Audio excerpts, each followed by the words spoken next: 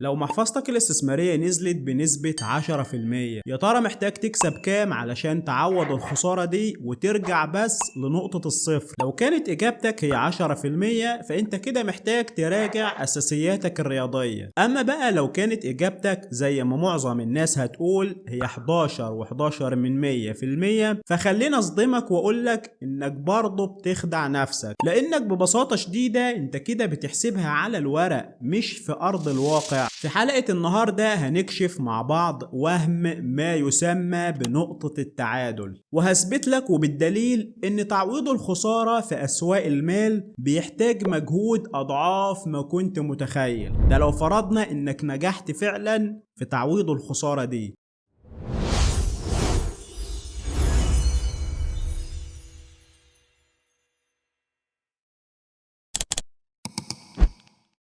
خلينا نبدأ بالحسبة البسيطة اللي أغلب المستثمرين المبتدئين بيقفوا عندها. لو فرضنا إنك استثمرت 10,000 جنيه وبعد فترة لقيت إن محفظتك الاستثمارية تراجعت لحد ما بقت 9,000 جنيه، فأنت كده طبعا خسرت 1000 جنيه، يعني 10% من رأس مالك. علشان ترجع بقى 9,000 جنيه اللي معاك دلوقتي لل10,000 جنيه مرة تانية، فأول حاجة طبعا محتاج إنك تعوض ال1000 جنيه اللي أنت خسرتها، ودي حاجة بديهية جدا. بس خليني أقولك إن المرة دي ال1000 جنيه دي بتتحسب كنسبة مئوية من رأس مالك المتبقي اللي هو ال9,000 جنيه. يعني ال1000 جنيه هنقسمها على ال9,000 جنيه، فالنتيجة هتساوي 11.11%، ودي النسبة المئوية اللي حضرتك محتاج تكسبها علشان تعوض خسارة ال10%. لحد هنا ودي مجرد رياضيات بحتة وألف ب استثمار. خسارة ال10% بتتطلب ربح 11.11% علشان تعوض الخسارة دي، وخسارة ال50% بتتطلب ربح 100% علشان تعوض خسارة ال50% دي. وكل ده طبعا علشان بس ترجع لنقطة البداية أو نقطة الصفر بتاعتك.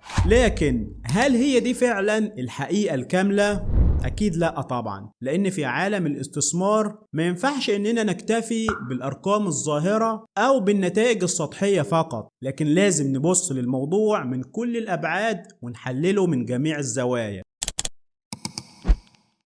لازم تكون فاهم كويس قوي ان الاسواق المالية مش بتقف علشان تستناك تعوض خسارتك. الوقت اللي انت هتضيعه وهتستغرقه في محاولة انك تحول ال9,000 جنيه دي اللي هي رأس مالك الحالي لل10,000 جنيه اللي كانت معاك في الاول، ده بالفعل وقت ضايع. في علوم الاستثمار عندنا مبدأ قاسي جدا اسمه opportunity cost أو تكلفة الفرصة البديلة. هنفترض إنك أخدت سنة كاملة علشان تحقق نسبة ال11.11% وقدرت بالفعل إنك ترجع رأس مالك، أو في نفس السنة دي كان ممكن جدا إنك تحط فلوسك أو استثماراتك دي في أداة استثمارية تانية خالية من المخاطر أو أقل مخاطرة وتحقق أرباح 15 أو 20%. هنا بقى أنت هتقول لو كنت عملت كذا كنت كسبت كذا. هي دي بقى اسمها تكلفة الفرصة البديلة. إذا أنت بالفعل ما نجحتش في تعويض رأس مالك، لكن أنت في الواقع متأخر جدا عن المسار الطبيعي اللي كان مفروض إنك تمشي فيه علشان تنمي أموالك واستثماراتك. أنت بالكاد بتعافر إنك توصل بس لمرحلة الصفر، في حين إن غيرك بالفعل بيحقق ثروة وبيبني استثمارات حقيقية. ودي بقى ضريبة خسارة رأس المال في عالم الاستثمار.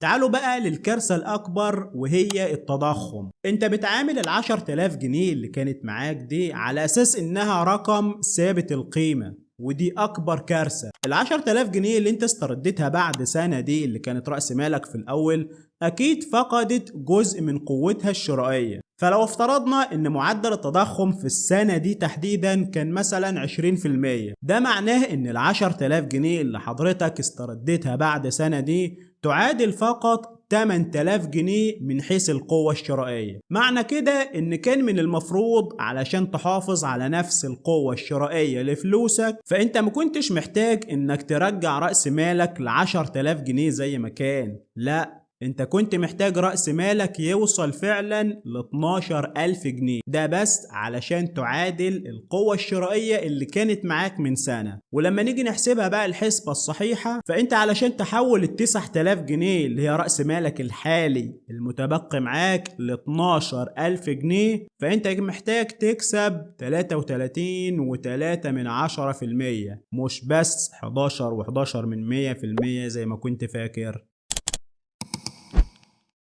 واخيرا يا بطل، علشان تنفذ الصفقات اللي هتحقق لك العائد ده، انت مش بتشتغل في الفضاء، انت بتشتغل من خلال منصات تداول ووسطاء السوق. فكل عملية بيع او شراء حضرتك هتنفذها اكيد ليها عمولات تنفيذ وفروق اسعار ومصاريف مستخبية. المشكلة ان تكاليف الاحتكاك المستمر دي مع السوق اكيد هتاكل من ارباحك وبصمت. فهتبص تلاقي ان الواقع بيقول علشان توصل محفظتك لارباح 33.3 صافي ربح، محتاج انك تعلي سقف ارباحك ل 35.36%، وده بس علشان تغطي تكاليف الاحتكاك المستمر بالسوق والوسطاء وغيرهم، وانك تغطي المصاريف اللي هتقابلك في الطريق في صراع ومحاولات مستميتة لتعويض خسارتك من رأس مالك.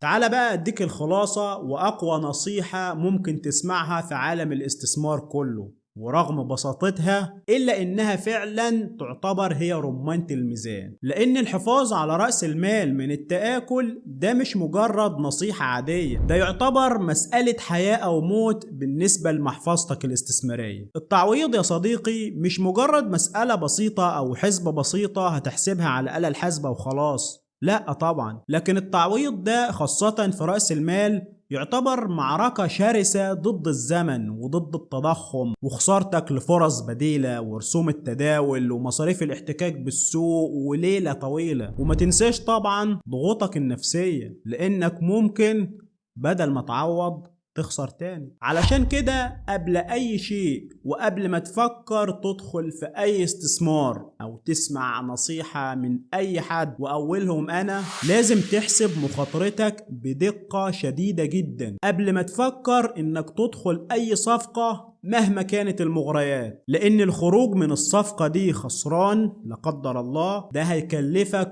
اكتر بكتير من اللي انت شايفه على الشاشة. وده لان في سوق المال تعويض الخسارة وخاصة المتعلقة برأس المال بيكون أصعب بكتير من تحقيق الربح ذاته. هل فكرت قبل كده وانت بتحسب أرباحك وخسائرك في أي استثمار في تكلفة الفرصة البديلة أو التضخم أو مصاريف الاحتكاك أو حتى ضغوطك النفسية لما بتحاول انك تعوض خسارتك؟ ولا كنت بتعتمد على الحسبة الرياضية البسيطة اللي قلناها؟ شاركني بقى في التعليقات وقول لي رأيك بصراحة. وهل كان ليك اي تجربة سلبية في الاستثمار قبل كده؟ خلونا نفتح باب النقاش في التعليقات علشان نقدر اننا نستفيد من تجارب بعض. اشوفكم على خير ودمتم في امان الله.